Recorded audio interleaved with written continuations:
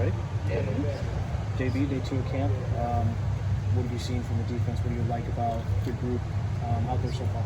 Yeah, I mean, the first thing that pops out is the energy that we bring.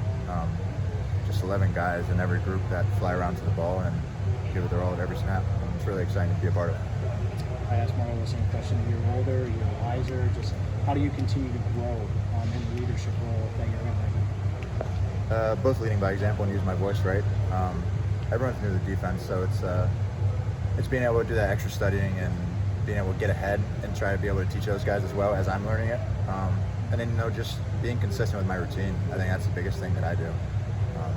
All the extra stuff, all the being early, showing up early, taking care of my body, I think that's what really adds up. JB, who are some of the younger guys that you see stepping up so far in your secondary? I think everyone's playing really well. All the young guys who came in are competing and they're playing really well. Obviously, they're still learning, so they got a ways to go. But the biggest thing out of us is just the effort and being able to fly around and take care of each other. Right? Obviously, we're all competing with each other in the DB room, but at the end of the day, we're a family, right? We got to make each other better. Do you take guys under your wing and kind of help them, learn, kind of walk the path of college football, some of the younger guys? Yeah, absolutely. Whoever wants to. I'm not going to run out and pick and choose, but if someone asks for help or asks for some guidance, I'm more than happy to help. I kind of had that same role, right, under Garrett Williams and him taking me under his wing and learning from him, but I love the other guys. JB, to have a group of you and Marlo and Derek, some guys that are, more seniority on this team, but still to be under a new coach, new defensive coordinator, do you feel like, you're still learning new things? And if so, how has that, seniority level kind of helped you? Yeah, absolutely. I've learned something new every day, obviously, about the defense. Some of my technique I can do better, something I can study harder in the classroom, the film room. That I feel like Coach E kind of leans on us sometimes, right, to push our defense. He tells us it's our defense every single day. He's just one calling the plays.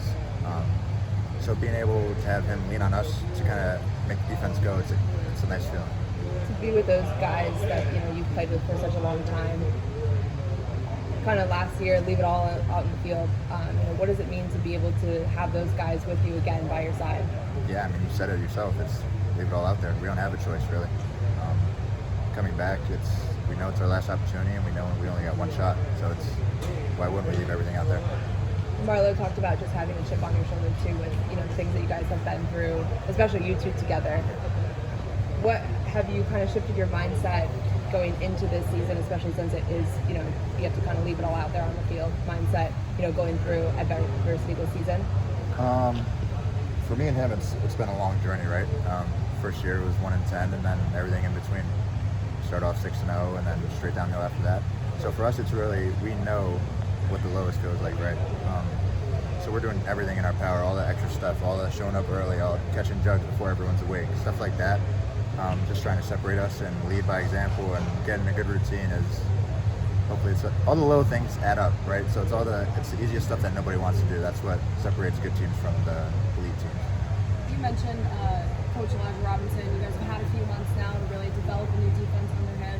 You mentioned he leaves it up to you guys, but what are some of the biggest differences that he's really brought to this defense this year? The identity and how hard he pushes us.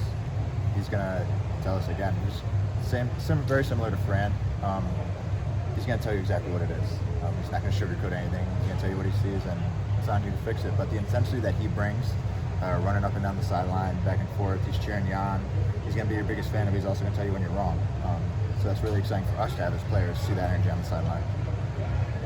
Justin, there was a moment right when you guys were warming up at the beginning of practice, Coach Fran was having a longer conversation with you. Was that just kind of pre-practice stuff or something special? Or what was that about? Just a routine. It's just kind of something we do before every practice. That he talks to a bunch of the DBs. It's kind of like a why not us speech, right? Obviously, I'm not going to give you guys all the details of it, but it's just a good little thing we got going on. So you and Marlo are guys that have come back and are leaders on this team. But who are some of the newer faces that you think can emerge as leaders as well? The first one that comes to mind, right, is Clarence Lewis. He's playing so well, and even since the summer when we're just working out, he's a veteran, right? Came from Notre Dame, the established program, and he just knows football, right? Devin Grant, obviously another one. All those guys, all the transfers came in. Fidel,